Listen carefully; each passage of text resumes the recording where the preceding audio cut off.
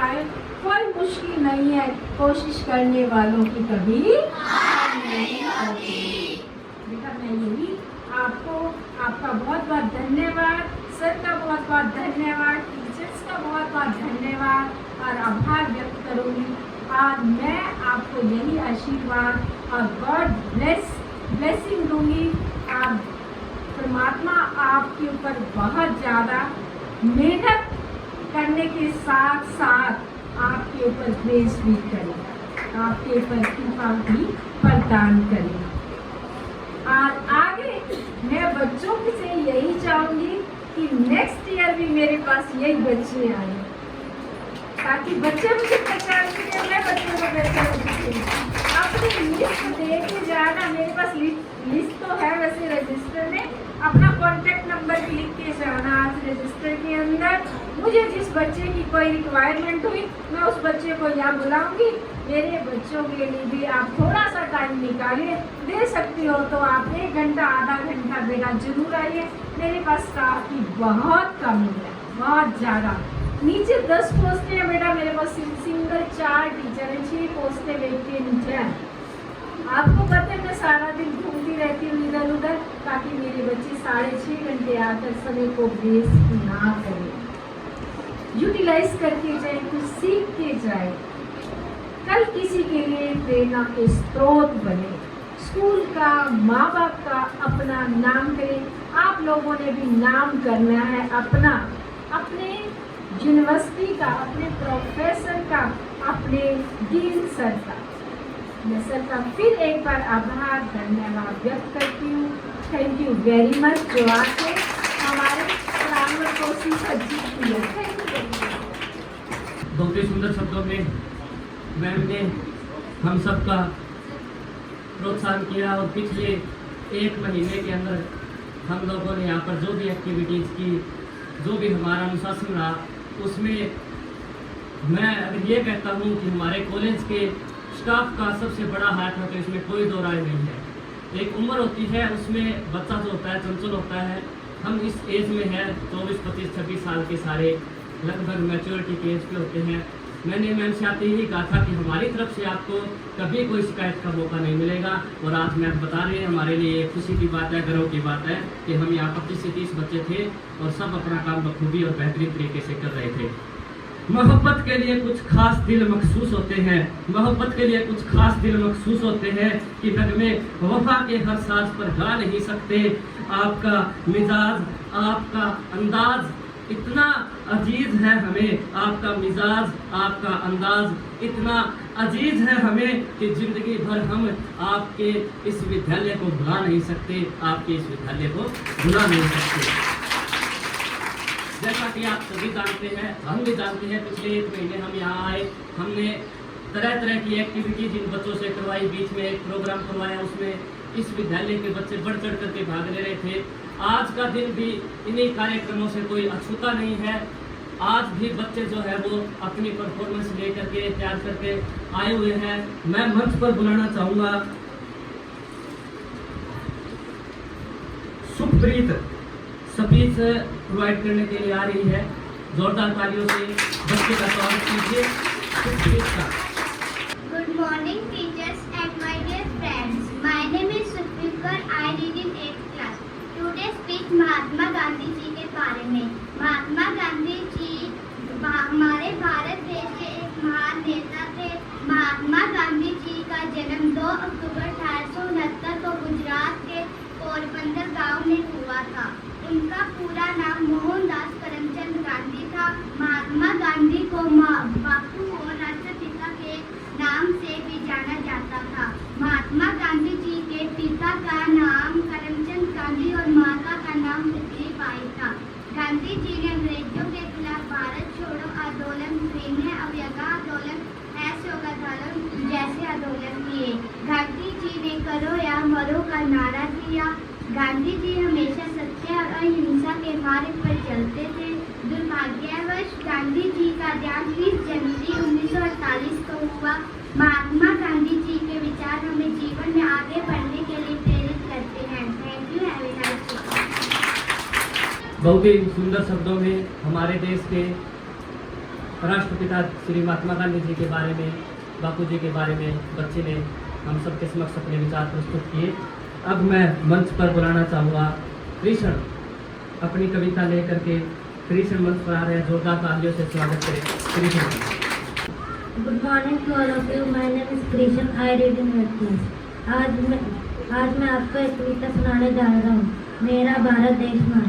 वीर चले हैं देखो लड़ने, दुश्मन से सरहद पर भिड़ने, तिरंगा शान से लहराता शीशा सुबह शीश दे भारत माता, जोश से सीने लगे हैं चलने, कदम लगे हैं आगे चलने, अपनों से ले रहे विदाई, माँ की छाती है बराई, शहीद होकर ना दिखाना पीठ, भारत माँ की लाज बचाना, हुक्म यहाँ की माँ है करती, बेटे की कुर्बानी से नहीं डरती।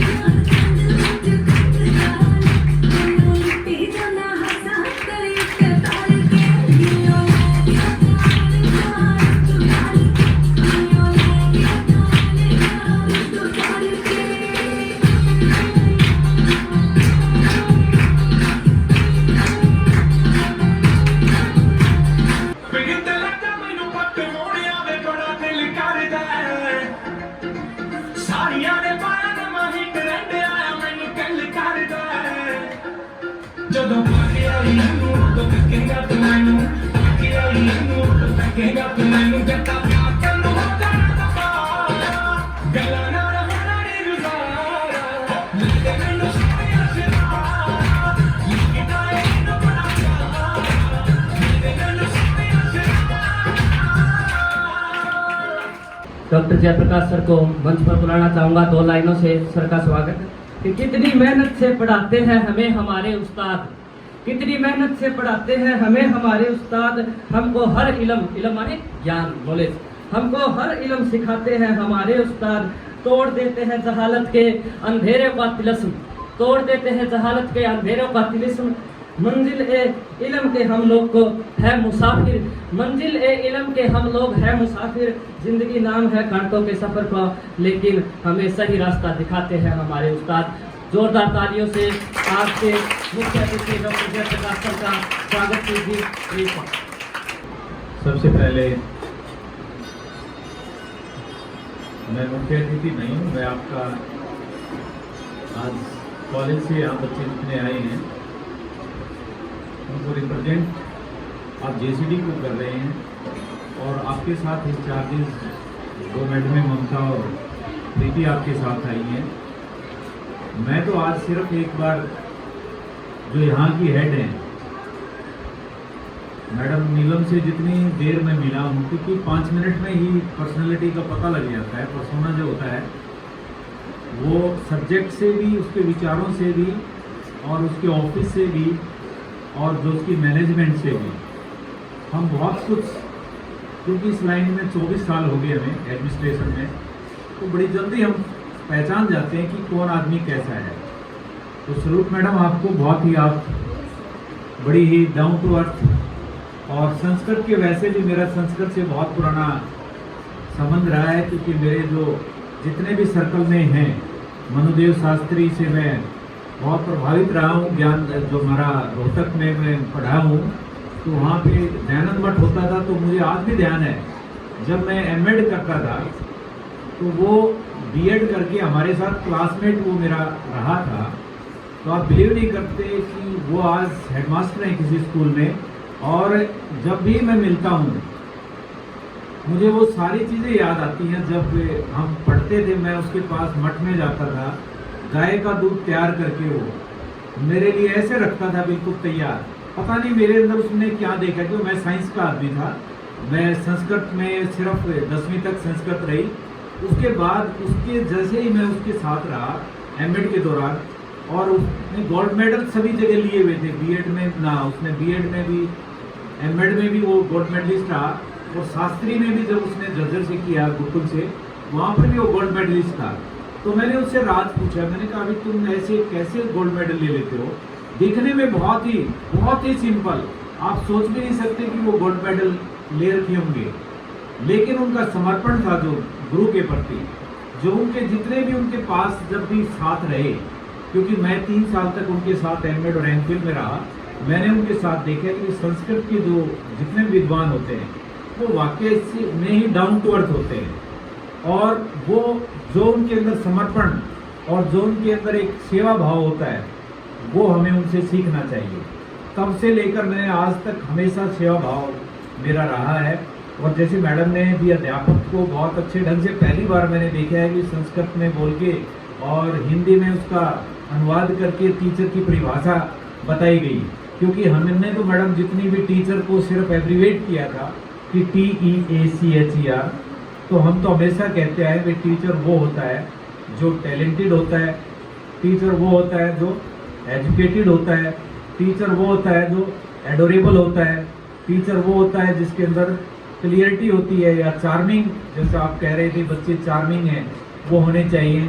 और H से जो आपका नेक्स्ट जो आपका वर्ड आता है H, हम्बलनेस जिसके अंदर होती है, या हेल्पफुल जो होता है जो दूसरों की सहायता करता है, और E जो इंकरेज करता है हमेशा अपने बच्चों को, और R जो जिसकी रिस्पॉन्सिबिलिटी लेने में हमेशा आगे रहता है, और जो इसके अंदर रिलायबिलिटी होती है। वो हम अपने अध्यापकों में सोचते हैं कि भी प्रशिक्षण के दौरान वो सारी की सारी जो मैंने आपको जो ये 6 बातें बताई हैं, वो मुझे लगता है कहीं ना कहीं आपके अंदर अगर आप झांक के देखेंगे तो क्या ये पूरी कंप्लीट हैं। वो हम कंप्लीट तभी कर पाएंगे जब हम प्रशिक्षण के दौरान जो हमने ये बातें यहाँ सीखी हैं, जितना भी ज्ञान हमने लिया है, पॉजिटिव जो ज्ञान है हमने लिया होगा, नेगेटिव की तरफ आपने नहीं जाना है, हमेशा पॉजिटिव की सोच आपने रखनी है। और स्वामी विवेकानंद और जितने भी महात्मा गांधी जिनकी भी आप स्टडी करते हो, रविंद्रनाथ टैगोर, सभी ने एक ही बात कही है कि भाई आप हमेशा ज्ञानवान बनो, और ज्ञानवान बन के जितना ज्ञान होगा आपके पास, मैडम ने जैसे कहा, आप उतने ही हम्बल बनेंगे, और हम्बलनेस आपके अंदर बहुत ज़रूरी है। आप कितने ही बड़े विद्वान हो जाए, और ये मैंने भी देखा है कि जो व्यक्ति ज्ञानवान होते हैं वो ज्ञान का प्रसार करते हैं, प्रचार करते हैं, वो रेस करते हैं, वो रीस नहीं करते। समझ रहे हो ना, हम आजकल रीस करते हैं हमेशा, जहाँ पर भी बात आती है कि उसने गाड़ी ले ली, आप भी सोचते हो कि मुझे गाड़ी लेनी है, वो रीस है। बट रेस वो है कि आपको ये लगा कि भाई मेरे बच्चे ने या मैंने जो है 70% मार्क्स लेना है, तो वो आपका रेस है। उसके लिए आप अच्छे पढ़ें, अच्छे टीचर के उसमें जाएं, आप सानिध्य में जाएं, वहाँ से आप ज्ञान प्राप्त करें, तभी आप रेस में अगर आगे जाएंगे तो फिर आप आइडियल टीचर कहलाएंगे। आइडियल टीचर भी मैं बता देता हूँ, वही होता है आइडियल टीचर। आइजिंक ने पर्सनैलिटी को जैसे डिफाइन किया कि जो डायनेमिक पर्सनैलिटी वही है जो अपने आप को जैसा वातावरण है उसी में अपने आप को ढाल लेता है, वही व्यक्ति क्या है, पर्सोना उसका अच्छा है, व्यक्तित्व का धनी है। तो व्यक्तित्व का धनी आपने बनना है, आपने हैंडसम ब्यूटीफुल नहीं बनना है, वो तो भगवान ने दिया है आपको, उसमें आपका कोई रोल नहीं है। जैसा आपने जन्म दिया, भगवान ने जो भी आपके पेरेंटल जो भी जेनेटिक्स की जो जीन्स आपके अंदर आए वो तो देन है आपके पास, बट जो एक्वायर्ड बिहेवियर है आपके, जो आप सोसाइटी से सीखते हो, एनवायरनमेंट जो इफेक्ट डालता है, जो आपके गुरुजन हैं वो आपको शिक्षा देते हैं, वो जो इन्वायरमेंट से जो मिले गुण हैं आपके पास वो आपने बढ़ाने हैं। शिक्षा के दौरान हम ज़्यादातर व्यवहार की बात करते हैं, क्योंकि शिक्षा का मतलब ही क्या है, एजुकेटर मतलब जो एजुकेट करता व्यक्ति कौन सा है, जिसके पास ज्ञान है। अब ये छोटे छोटे बच्चे बैठे हैं, अब ये पता नहीं इनमें से ही कोई अब्दुल कलाम निकलना है, इनमें से ही सचिन तेंदुलकर बनना है। अब हमें यहाँ से पहचानना है कि इनमें से कौन सा हमारा सचिन तेंदुलकर बैठा है यहाँ, वो स्पोर्ट्स वाला व्यक्ति पहचान सकता है, कौन सा इसमें से हमारे छोटू राम जैसे भी कई व्यक्ति बैठे हैं जिन्होंने किसान के लिए छोटी से छोटी बातें लेकर के, जो ऋण माफी से लेकर के, और जो किसान का जो आप पेरेंटल जो हमारी ज़मीन होती है वो ऑटोमेटिक हमारे ट्रांसफ़र हो जाती है, कहीं हमें कचहरी में नहीं जाना होता। वो सारे नियम जो बनाए गए महान पुरुषों ने बनाए। देवीलाल जी थे, बड़े सिंपल ही एक सोच रखी थी कि भाई 1 रुपया 100 रुपया बुढ़ापा पेंशन उन्होंने शुरू किया। 100 रुपये से आज देखिए आप 3100 रुपये 3000 रुपये हमारे बुजुर्ग हैं उनकी रिस्पेक्ट हो गई है, और आगे आने वाली पार्टियों में वो लगी हुई है वो कि हम 10 करेंगे, हम 7 करेंगे। तो कम से कम हमारे जो बुजुर्ग थे उनके लिए उन्होंने सोच रखी। तो आप एक पॉइंट लेकर के कोई भी एक अच्छे शिक्षक बनने के लिए कोई भी एक पॉइंट ले लीजिए, और आप भी बेटा छोटे बच्चे जितने बैठे हैं वो ध्यान से सुने, आप अपने आप को अच्छा व्यक्ति बनना है ना आपने, चंद्रमा पे जाना है, रॉकेट बनाना है। चलो ये आपसे बहुत बड़ी बातें हैं, लेकिन आप 10वीं में अच्छे नंबर लेंगे तो 10वीं में आपका अच्छा मार्क्स आएगा, फिर आप अपनी जो स्ट्रीम लेंगे उसके बाद जब आप बहुत ज़्यादा मेहनत करके, क्योंकि बेटा हम जितने भी बैठे हैं यहाँ सभी एक जैसे नहीं हैं, ये आप मानते हो, ये साइंस भी मानती है, और इंडिविजुअल डिफरेंस होना बहुत ज़रूरी है। इंडिविजुअल डिफरेंसेस नहीं हो तो सब एक जैसे हो जाएंगे। तो ये इंडिविजुअल डिफरेंसेस जो हैं आपके सिर्फ जो हाइट की, कलर और जो आपका विचार है, आचरण है, उसी से बनते हैं। लेकिन शिक्षक जो है शिक्षा दे करके जो आपके इस जीवन में जो चीज़ आपको नहीं मिली थी वो प्राप्त करवा सकते हैं। तो इसीलिए आप टीचर से, अध्यापक से जितना भी ज्ञान आप ले सकते हो उतना ज्ञान आप ले करके अपने माँ बाप का, क्योंकि हम जितने भी यहाँ बैठे हैं सामने आपके, हम भी बड़े मतलब संघर्ष से ऊपर आए हैं। ऐसा नहीं कि हमें सारी चीज़ें ये किसी बहुत बड़े जमींदार के या किसी बहुत बड़े पॉलिटिशियन के घर जन्म हमने लिया। हम भी छोटे छोटे ऐसे ही जैसे संघर्ष आप बच्चे कर रहे हो ऐसे हम भी यूनिफॉर्म में, आपकी तो बड़ी अच्छी यूनिफॉर्म है, हमें तो यूनिफॉर्म में के लिए भी बड़ा रिक्वेस्ट करनी पड़ती थी पेरेंट्स को, तब जा कर के 15 पैसे फीस होती थी उस टाइम सरकारी स्कूलों में, और सरकारी स्कूलों से हम भी पढ़े हैं। 7वीं में जा कर के हमें इंग्लिश पढ़ने को मिलती थी, तो वो इंग्लिश अब आगे हमने उसी इंग्लिश को ही माध्यम बनाया कि भाई इस इंग्लिश को ही हमें पीछे नहीं छोड़ना, और इंग्लिश मीडियम लेकर के फिर जितने भी क्लासेस 10वीं 9th 10th साइंस की जो इंग्लिश मीडियम करके फिर 11th 12th ऑटोमेटिक आ जाती है इंग्लिश। बीएससी में फिर अपने आप ऑटोमेटिक इंग्लिश होती है, एमएससी में अपने आप ऑटोमेटिक इंग्लिश होती है, फिर बायोटेक्नोलॉजी बायोकेमिस्ट्री में जब पीएचडी किया वो ऑटोमेटिक इंग्लिश होती है। उसके बाद एमसीए किया, उसमें भी कंप्यूटर साइंस का, क्योंकि उस टाइम ये बात आडवाणी ने कही थी कि जो व्यक्ति इस इंडिया में जिसको नॉलेज कंप्यूटर की नहीं है और जिसको इंग्लिश नहीं आती वो व्यक्ति पढ़ा लिखा नहीं है। वो मुझे कहीं जहन में लगी, बात तो सही है कि आज के दिन अगर हमारी ये 2 भाषाएं हैं, जो लैंग्वेज जो हमारी कंप्यूटर की होती है, चाहे वो C# है, चाहे वो C लैंग्वेज है, चाहे हमारे जितनी भी लैंग्वेज, अब तो बहुत .NET और BizTalk, there are so many languages जो डेवलपमेंट हुई हैं अभी रिसेंटली। तो हमें अपडेट अपने आप को रखना है, और जो लैंग्वेज हमारी मेन है वो मातृभाषा हमारी है, उसको भी हमें नहीं भूलना है, जो हमारी हिंदी भाषा है, संस्कृत भाषा है, और इंटरनेशनल लैंग्वेज इंग्लिश क्योंकि हमें ज़रूरी होती है जब हम बाहर जाते हैं। जब मैं US में गया तो जब मुझे पता लगी कि भाई यस, क्योंकि आई गॉट H1 वीज़ा, आपके सामने बैठा हूँ मैं, लेकिन मेरे पास H1 वीज़ा है। H1 वीज़ा अमेरिका का वीज़ा ऐसा होता है कि आप प्रोफेशनल स्किलफुल व्यक्ति है, आप किसी भी जा करके किसी भी समय जा करके आप जॉब कर सकते हो। लेकिन फिर भी अपनी संस्कृति को ना भूल करके मुझे ये लगता है कि भाई एक संस्था ऐसी स्थापित की गई 2002 में, एक ट्रस्ट बना देवीलाल मेमोरियल ट्रस्ट, और उसमें मुझे लगा कि टेक्निकल एजुकेशन यहाँ दी जा सकती है। इसीलिए पूरा समय मैंने अपना पूरा जीवन दिया हुआ है संस्था को कि भाई पूरा समय मैं किसी न किसी रूप में अपने जो अध्यापक एक हमारा है, क्योंकि इस फील्ड को मैंने कभी नहीं छोड़ा। ये मैडम मैं मेमोरियल कॉलेज भी, IBM कॉलेज भी उनका भी हेड रहा, बट मैंने BEd कॉलेज को हमेशा रहा, मैं ये लास्ट तक मेरा रहेगा, इसको मैं कभी नहीं छोड़ पाऊंगा। अमेरिका जाकर के भी मैं आपको जो अध्यापक थे मुझे वापस बुला लाए, क्योंकि जो प्यार है जो हम दे सकते हैं, 200 ट्रेनर हैं जो हमारे, 200 ट्रेनर्स कम नहीं होते, 200 अध्यापकों को हम तैयार करके अगर हम स्कूलों में भेजते हैं, सोसाइटी में भेजते हैं, तो चारों तरफ सिरसा में अभी लगभग 4500 ट्रेनर जो हैं वो JCD से पास आउट मेरे अंडर ही मैंने करवाए हैं। तो मैं जब भी किसी सरकारी स्कूल में जाता हूँ, बोर्ड पे नाम देखता हूँ, कहीं पर भी नाम आता है तो हमारा स्टूडेंट हमें सामने नजर आता है। वो उससे बड़ी खुशी कोई नहीं है। अगर मैं अमेरिका रहता तो अमेरिका मेरे पास क्या होता, एक सिर्फ बंगला होता, मेरे पास गाड़ी होती, ठीक है, पैसा हो जाता, बट जो ये बच्चों के सामने बोलने का अधिकार है मुझे, वो कोई नहीं देता। क्योंकि मैं जब वहाँ रहा न्यूयॉर्क में तो मुझे 10 दिन तक बड़ी मुश्किल हुई स्टार्टिंग में कि भाई मुझे एक ऑफिस दे दिया गया, 4 आदमी मेरे अंडर काम करने वाले हैं, पूरा दिन कंप्यूटर के सिवाय और कोई काम नहीं, कोई भाषा आपने बोलनी ही नहीं, सिर्फ लैंग्वेज जो है सिर्फ कंप्यूटर लैंग्वेज है। प्रोग्राम आपने बनाने हैं, प्रोग्राम चेक करने हैं और कंपनी को देने हैं। जो भी साइंटिस्ट में पोस्ट पे था क्वालिटी एश्योरेंस पे, तो वो आपको सिर्फ जो जिसको परचेज करना है उसका नाम होता था। मैंने वहाँ से पता किया कि भाई कोई हमारा नाम आएगा कहीं, बोले सर आपका कोई नाम नहीं आएगा। हम ATM में जाते हैं, अपना कार्ड डालते हैं, आपको पता है ये सॉफ्टवेयर किसने बनाया है, कोई मतलब नहीं है। आपने सिर्फ ये देखते हो आपकी बैंक है SBI बैंक, उसके ATM में गए, SBI ने उसको परचेज किया हुआ है, नाम सिर्फ SBI का आएगा। इसी तरह से गूगल का नाम आएगा, माइक्रोसॉफ्ट का नाम आएगा, लेकिन जिस आदमी ने मेहनत की है, जिस आदमी ने पीछे से मेहनत करके उस प्रोग्राम को डेवलप किया है, उसका नाम कभी ऊपर नहीं आता। पैसे जरूर मिलते हैं उसको, $20,000 मिल जाएंगे उसको, बट जो एक्चुअल में जो टीचर एक ऐसी प्रोफेशन है हमारा जिसमें हमेशा आगे रहता है। वो जो अच्छा अध्यापक है वो जब बोलेगा और जब वो अपना ज्ञान का प्रचार प्रसार करेगा बच्चों के अंदर, तो डायरेक्ट उसी टाइम आपको रिफ्लेक्शन मिलेगा कि आपने कुछ ना कुछ अच्छा किया है। क्योंकि 10 बच्चे जब आपके पैरों के हाथ लगाएंगे तो आपको एहसास होगा कि भाई यस, मैंने समाज के लिए अच्छा कार्य किया है।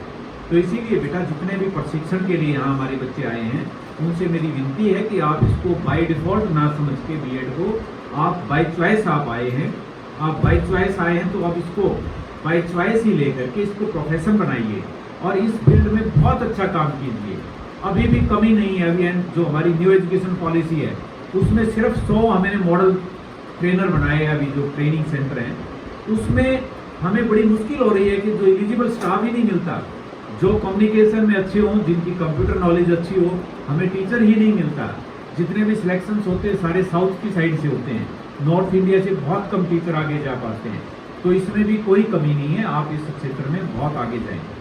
और रही स्कूल की बात, मैडम आपका बहुत बहुत धन्यवाद। आपने जहाँ तक मुझे फीडबैक मिली, जहाँ क्योंकि फीडबैक हमारे टीचर देते रहते हैं, मैडम ने पूरा एफर्ट्स डाल करके ग्रीनरी, क्योंकि मैडम खुद NSS के रहे हैं इंचार्ज और NSS ऑफिसर, तो मेरा भी NSS से बहुत पुराना वास्ता है। NCC और NSS मेरे पास से, मैं NCC चीफ सर्टिफिकेट होल्डर हूँ और NSS मेरिट सर्टिफिकेट होल्डर हूँ, तो मुझे पता है कि NSS के जरिए हम ग्रीनरी है, जो क्लीनिनेस है, वो हम कैंपस में जरूर लेकर के आते हैं। और मैडम ने वही अपना जो पुराना एक्सपीरियंस था वो लेकर के इस जो पूरे प्रांगण में मैंने देखा, पैसिव लर्निंग मुझे बहुत देखने को मिली। मैं जैसे ही एंटर किया मैंने वर्ड पढ़ने शुरू किए कि चिंता नहीं करनी चाहिए, चिंतन करना चाहिए। अब एक शब्द ही सारी आपकी ज़िंदगी को बदल देता है। मैडम ने कहा सर जाते समय आप एक और वर्ड पढ़ना, वो मैंने पढ़ना है जाते हुए। मैडम कहती वो मैंने लिखवाया है और वो अपनी मेरी कहीं ना कहीं रचना है। तो वो चीज़ आप पैसिव लर्निंग से ही आदमी का चेंज हो जाता है। तो ऐसे ही एक अध्यापक जब क्लास लेता है तो उसकी किस बात से, किसका लक्ष्य जो था हमारा, किसी का जो भी हमारा आगे लक्ष्य है उसको प्राप्त करने में कहाँ हेल्प हो जाए। तो इसीलिए हमेशा टीचर को हम प्रणाम करते हैं। टीचर हमेशा ही रिस्पॉन्सिबिलिटी टीचर लेता रहता है, उसके अंदर हम्बलनेस हमेशा रहनी चाहिए, टैलेंटेड होना चाहिए, एजुकेटेड होना चाहिए। इन्हीं शब्दों के साथ मैं एक बार फिर से हमारे यहाँ के जितने भी अध्यापक जो इससे एसोसिएटेड थे और मैडम की मैनेजमेंट देख के बहुत अच्छा लगता है कि भाई क्लास भी कोई डिस्टर्ब नहीं है। सारे टीचर क्योंकि पॉसिबल नहीं था यहाँ बिठाना, अब बाजेका में हुआ मैडम ऐसे ही 4 टीचर बिठा दिए प्रिंसिपल ने।